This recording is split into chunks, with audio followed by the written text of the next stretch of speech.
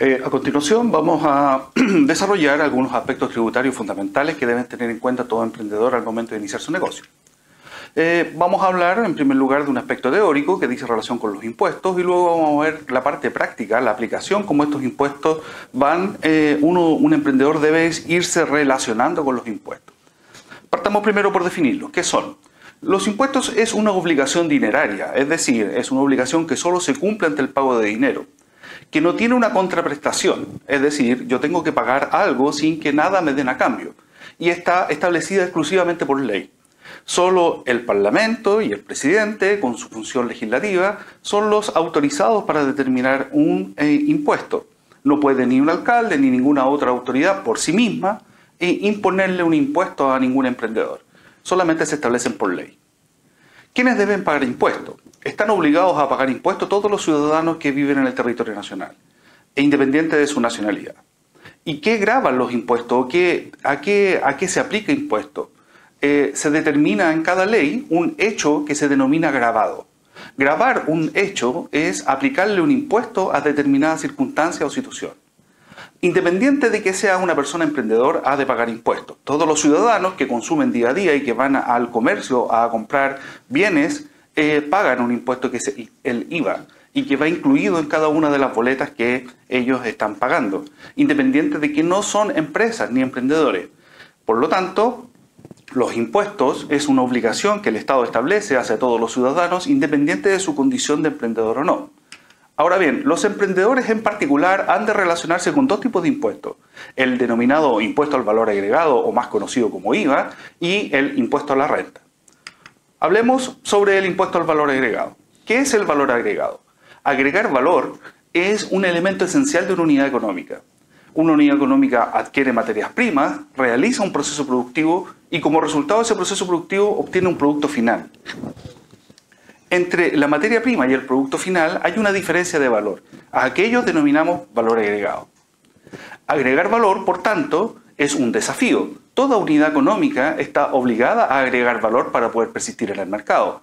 Es una realidad. Es el incentivo que todo emprendedor tiene para crear nuevos productos, dado que la agregación de valor está relacionada con sus ingresos. Y es una medida, es una forma de medir la productividad de una empresa. Cualquier persona en el mercado, cualquier actor de mercado que quiera evaluar una empresa, lo que va a hacer es mirar sus datos para determinar cuánto valor agrega y cuántos ingresos obtiene por esa agregación de valor. Entonces, desde el punto de vista tributario, la agregación de valor es el hecho que se grava con el impuesto. Entonces, es la diferencia entre lo que me costó producir y a lo que lo logré vender, esa diferencia es lo que se grava con el impuesto. Y el hecho gravado es aquello definido, es solamente definido por el legislador y le aplica el impuesto. Y la ley establece una tasa, un recaudador y una forma de pago. Entonces, para el impuesto al valor agregado nos preguntamos cuál es la tasa. La tasa está establecida por ley y es el 19%. Respecto de quién es el recaudador, algo que no es de común conocimiento es que cada vendedor es un recaudador del Estado. Cuando yo voy al kiosco y adquiero un producto por el cual me dan boleta, la persona del kiosco está recaudando transitoriamente para el Estado un impuesto que le debo devolver. La forma que lo hace, cómo le devuelve ese impuesto al Estado, es mediante la declaración del formulario 29, que es donde declara él todos los meses las ventas y las compras que realizó dentro de su giro. Se hace todos los meses y se paga con regularidad. No digo que se paga todos los meses porque existen posibilidades para poder postergar pagos o diferir el pago del IVA. Lo que sí se debe hacer obligatoriamente es declararlo mensualmente. La ley indica entonces, es la ley que indica que el vendedor es un recaudador transitorio. Entonces un emprendedor que vende un producto es un recaudador transitorio del Estado y va a tener en sus manos recursos que no le son propios, que son del Estado, y por tanto ha de tener los cuidados adecuados para manejar ese dinero. Y el comprador es finalmente quien paga ese dinero, él paga el impuesto, porque yo cuando voy a vender le asigno un valor a mi producto y a eso le aplico la tasa del 19%. Entonces, como emprendedor, cuando vendo un producto, vendo lo que me corresponde a mi parte como agregador de valor y un 19% que corresponde al Estado, que yo lo recaudo transitoriamente, lo declaro una vez al mes y lo pago con regularidad. La ley permite a quienes han iniciado actividades ante el Servicio de Impuestos Internos que acrediten como créditos aquellos impuestos al valor agregado pagados por la unidad económica a sus proveedores. ¿A qué nos referimos con esto?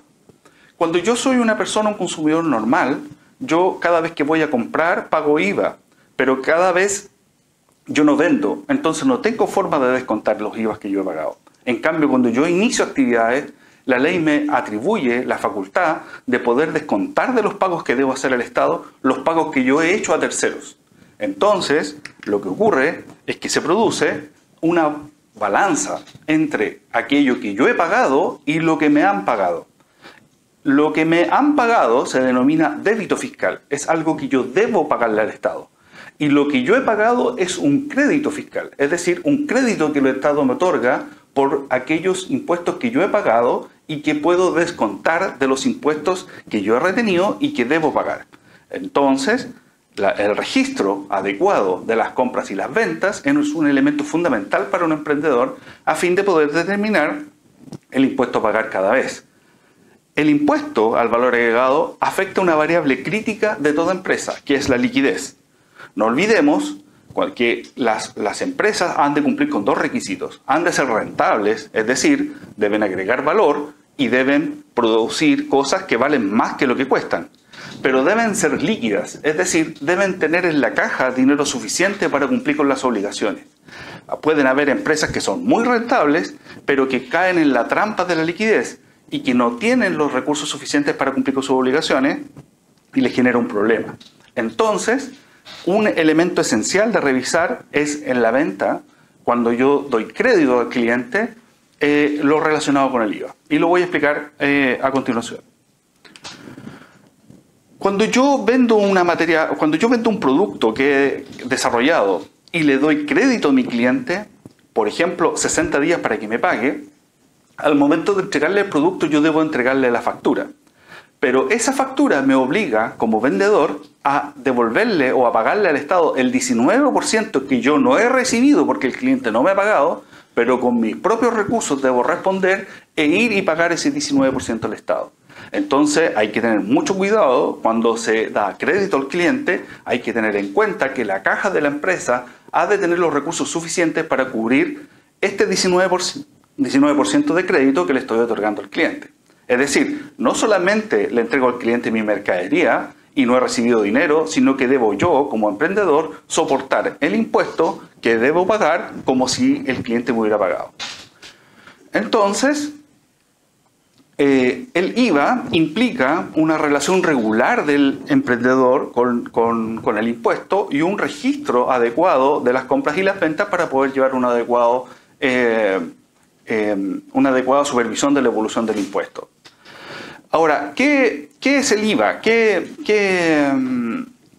otras finalidades tiene? El IVA es utilizado por terceros para medir la capacidad de la empresa. Si yo, como cualquier actor de mercado, quiero conocer o me interesa asociarme con alguien o me interesa adquirir un negocio, voy a mirar su comportamiento y una de las variables fundamentales que voy a revisar es el IVA. ¿Cuánto IVA declarado? ¿Cuánto IVA pagado? ¿Con cuánta regularidad ha pagado? ¿Cómo se comportan las ventas en el año? Y también el IVA es un indicador de cumplimiento de obligaciones. El mercado lo observa. Si yo quiero pedir un crédito, si yo quiero requerir apalancamiento de recursos, el mercado va a observar mi comportamiento en materia de cumplimiento de los impuestos y particularmente del IVA. Un error muy común cometido por las empresas es no evaluar el comportamiento de las compras y las ventas dentro del mes, entregando esta misión de calcular y de anunciar de alguna manera el IVA a pagar al contador. En consecuencia, le otorgan a un tercero que está fuera de la empresa la facultad de determinar una variable fundamental, que es cuánto IVA debo pagar, en condiciones que yo tengo la información y es una simple suma y resta la que me va a permitir determinar cuánto IVA debo pagar. La información de cuántas compras he realizado semanalmente y de cuántas ventas he realizado semanalmente me permite tomar buenas decisiones. Decisiones como cuáles, como adelantar compras, como postergar compras, como limitar el crédito que otorgo a mis clientes de manera de poder cautelar la liquidez de la empresa. Entonces, Hemos hablado del primero de los impuestos con el cual todo emprendedor se ha de relacionar, que es el impuesto al valor agregado, de manera teórica, y ahora vamos a hablar del impuesto a la renta, que es el segundo de los impuestos al cual los emprendedores se deben enfrentar. El impuesto al valor agregado, como ustedes ya entenderán, está determinado por la ley, el impuesto a la renta está determinado por la ley y grava a las utilidades de las empresas. Ya no estamos gravando el valor agregado, sino que ahora lo que vamos a pedir, o el Estado va a solicitar, es una proporción de las utilidades que la empresa ha creado. De alguna manera, el Estado es un socio oculto que viene una vez al año a pedir su participación en las utilidades de la empresa. Entonces, este es un impuesto anual y que se calcula en base a la contabilidad. Las empresas, como ustedes saben, son personas jurídicas distintas de los dueños. Una empresa es otra persona, yo soy el dueño, soy una persona, la empresa es otra persona. Esa persona jurídica ha de cumplir con obligaciones tributarias independientes de las que debo cumplir yo como socio de la empresa. La tasa que en la ley ha determinado es del 27% de las utilidades anuales. Es decir, de cada 100 pesos de utilidad, 27 han de ser pagados al Estado como impuesto. Sin embargo, aquel pago realizado por la empresa constituye un crédito para la persona. Es decir, dado que somos dos personas distintas, el impuesto que pagó la empresa y que me pasa a mí por mis utilidades, ya pagó ese impuesto, por lo tanto es un crédito para mí y yo no debo pagar impuesto por él. Se pretende con ello evitar que se paguen dos veces impuestos por un mismo hecho y la operación del impuesto a la renta presenta complejidades bastante altas, por lo que corresponde a un emprendedor asesorarse debidamente con un contador y no intentar especular con el cálculo de este impuesto, más bien dejarlo que la contabilidad administrar bien el negocio y que la contabilidad por sí misma vaya dando los resultados. El impuesto a la renta, el mercado lo considera como un indicador de la calidad del negocio. Dime cuánto impuesto a la renta pagaste y yo te diré qué tan buena empresa eres. Y la banca lo utiliza para estimar la capacidad de pago de los clientes. Es decir, usted como empresa no puede pagarme a mí en créditos más de lo que sus utilidades le permiten. Entonces, el impuesto a la renta tiene este trade-off, o estas cosas buenas y malas que se mezclan. Por una parte hay que pagar, pero me abre puertas y me permite acceder a créditos y me permite acceder a que evalúen bien a mi empresa. En síntesis, hagamos una síntesis de esta primera parte de los aspectos teóricos. Todo ciudadano tiene la obligación legal de pagar impuestos y que son establecidos por ley y que se determinan a determinados hechos e instituciones. Las unidades económicas recién constituidas se relacionan mensualmente con el IVA y solo anualmente con el impuesto a la renta.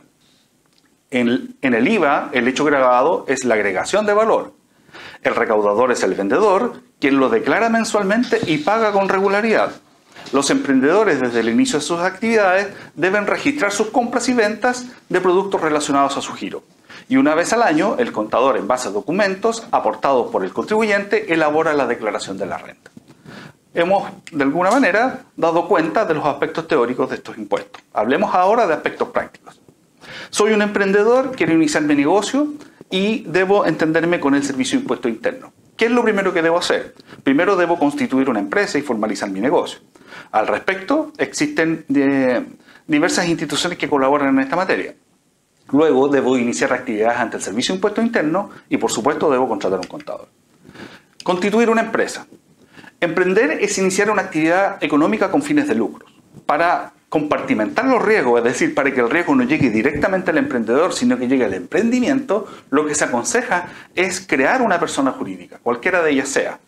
Las más utilizadas en Chile para efectos de riesgo son las sociedades por acciones, que son sociedades de capitales que permiten vincular a un determinado capital el riesgo y limitarlo allí, de manera que cualquier falla en el producto, en el mercado, una falla comercial, quede restringida exclusivamente en el capital asociado a la empresa y no llegue a los bienes y a la persona del emprendedor. Para ello existe una plataforma que se llama Tu Empresa en un Día, donde cualquier persona, sin la asesoría de un abogado, puede recurrir y formar una empresa. Luego debe ir a un notario a concurrir con su firma digital y en 24 horas puede conformar una empresa. Luego de conformar la empresa debe iniciar actividades ante el Servicio de Impuesto Interno. Para ello, el contribuyente debe tener su clave secreta.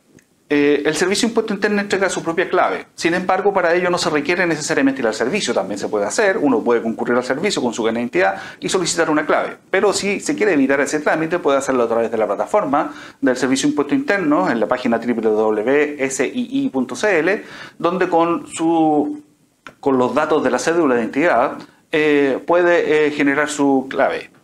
Luego, con su clave inscrita a la empresa, puede declarar el inicio de actividades e inscribir formalmente a la empresa.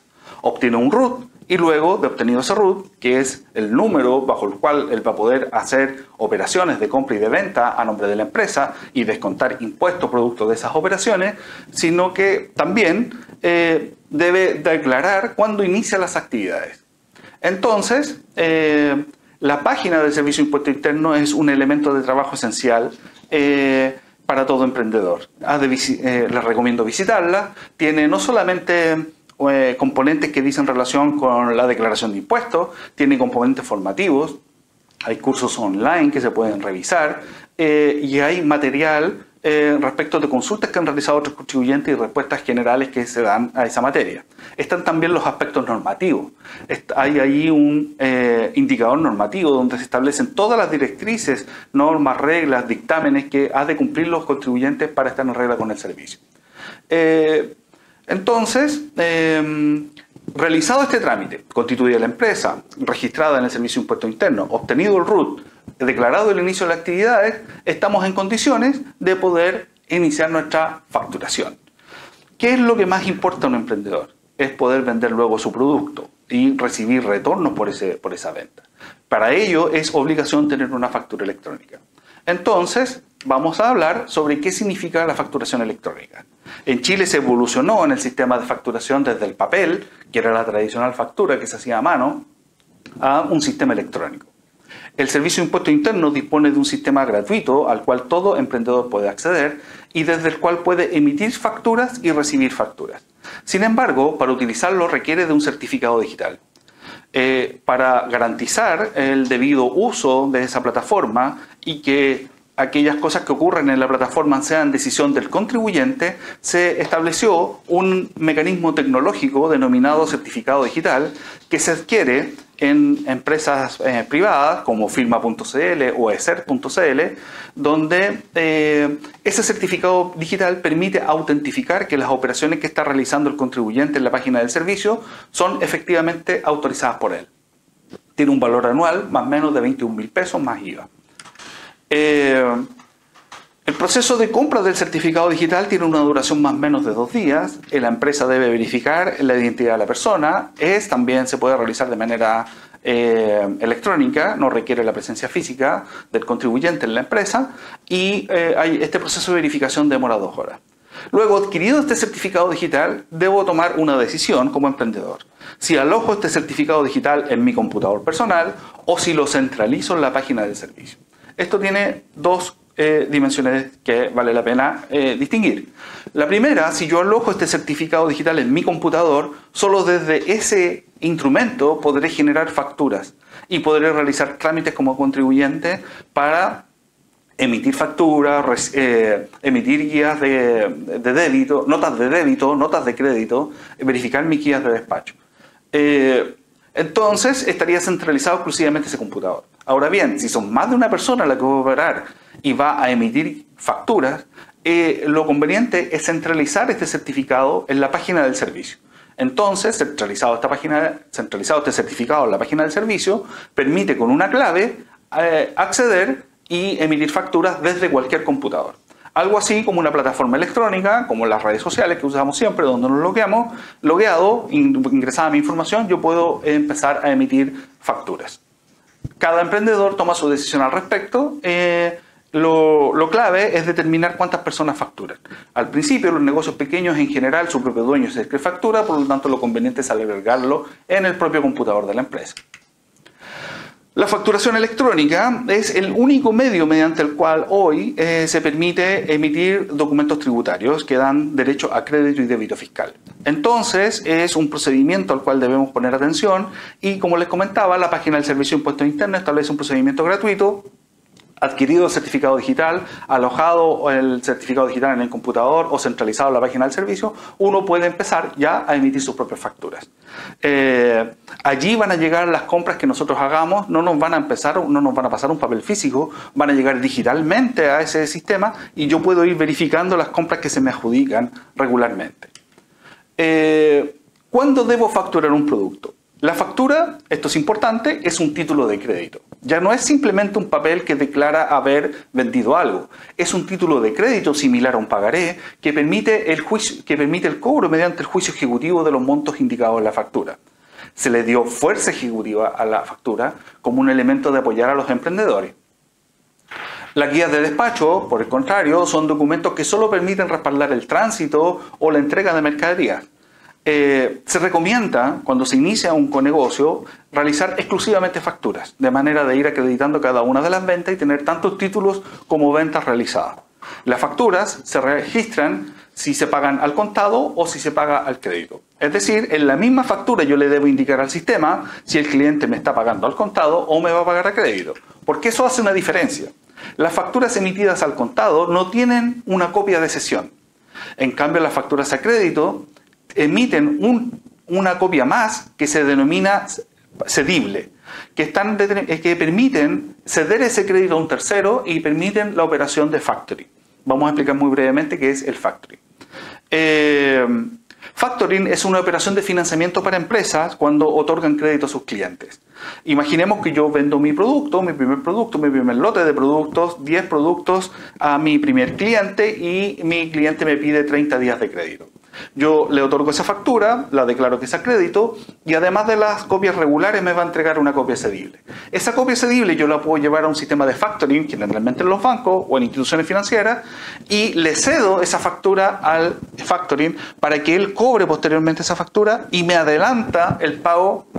En general en el mercado se utiliza del 95% del valor que establece la factura. De esa manera yo no pierdo liquidez en la empresa y adelanto en el tiempo el ingreso del dinero a lo acordado con el cliente. Luego el factoring le cobra al cliente, el cliente le paga al factoring, el factoring se paga de su comisión y me devuelve la diferencia al contribuyente. De esa manera opera el factoring y es un sistema de financiamiento bastante eficiente que funciona en el mercado y que permite a emprendedores darle crédito a sus clientes, cautelar al cliente y no perder liquidez en la empresa. Entonces, cuando hacemos facturas electrónicas, tienen tal poder que debemos ser muy cautelosos en las facturas que emitimos, toda vez que permite factorizar, adquirir dinero, iniciar juicios de cobro de manera mucho más rápida. No olvidemos que los juicios ejecutivos es el elemento más rápido de cobro que tiene la justicia. No requiero de probar hechos anteriores, la deuda se da por probada, por indubitativa, dice la ley,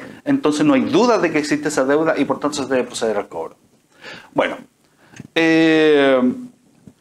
hemos hablado de la factura a crédito, de la importancia que tiene la copia cedible, de las operaciones que el mercado ofrece y ahora es conveniente conversar respecto de la relación con el contador. ¿Cuándo el emprendedor debe contratar a su contador? En mi opinión, y lo que yo le sugiero, contratar al contador antes de formar la propia empresa, de manera de poder determinar el capital adecuado que la empresa debe declarar, porque ese capital inicial de la empresa es la caja con la que va a contar la empresa para poder iniciar sus operaciones. Y puede ocurrir que declaremos un capital, por ejemplo, de 10 millones de pesos y lo primero que hagamos es comprar una máquina que cuesta 15 millones. No tendríamos cómo demostrar, obtuvimos 5 millones, de dónde vinieron y nos generaría un problema. Entonces, el contador debe asesorar al emprendedor desde el momento de la conformación de la empresa para determinar el adecuado capital a declarar, para determinar el adecuado momento de iniciar las actividades y para asesorarle en la emisión de facturas electrónicas. Entonces, de esta manera, un emprendedor está resguardado por un profesional experto que asocia su responsabilidad a la declaración de impuestos. No olvidemos que el contador es como un historiador, registra hechos que ocurrieron en el pasado, pero también puede cumplir la función de ser un consejero, un útil consejero. Y en general los emprendedores o los empresarios cometen el error de no consultar debidamente al contador, sino que más bien esperar que el contador le entregue las noticias para luego ahí empezar a hacer propuestas. Cuando en realidad, antes de tomar las decisiones, uno debería consultar al contador. Un buen contador y un buen abogado son dos profesionales que colaboran mucho al desarrollo de una empresa. Consejos útiles. Asesorarse para constituir una empresa con un abogado o concurrir a un centro de desarrollo de negocios. Asesorarse por un contador antes de declarar el inicio de actividades a fin de que vincule el capital enterado de la empresa con las operaciones de compra de la empresa. Identificar la actividad económica declarada en el Servicio de Impuesto Interno. Yo cuando inicio mis actividades hay un listado de actividades económicas dentro de las que debo seleccionar, debo determinar específicamente cuáles son las que me corresponden e incluir todas aquellas que me correspondan de manera que no me limite mi operación comercial. Utilizar la plataforma del Servicio de Impuestos Internos para llevar registro de las facturas inicialmente, no utilizar servicios privados, utilizar la plataforma de servicio y ejercitar en la plataforma la emisión de facturas sin enviarlas antes de tener las primeras ventas, de manera de estar familiarizado con la plataforma. Algunas conclusiones. El Estado es podríamos denominar, socio de la empresa, al que se debe dar cuenta de las operaciones comerciales y al cual hay que pagarle parte de las utilidades obtenidas.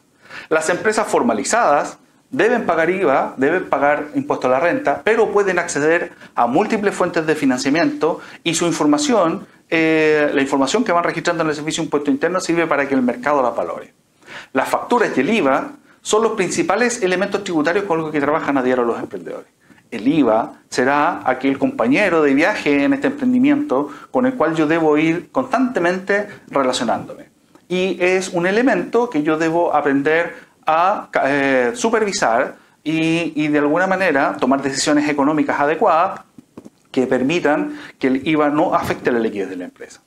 Las facturas hoy son títulos de crédito, como decíamos, tienen poder, tienen fuerza ejecutiva y por tanto, como si fueran un pagaré, y por tanto permiten gestionar juicios de cobro de carácter ejecutivo.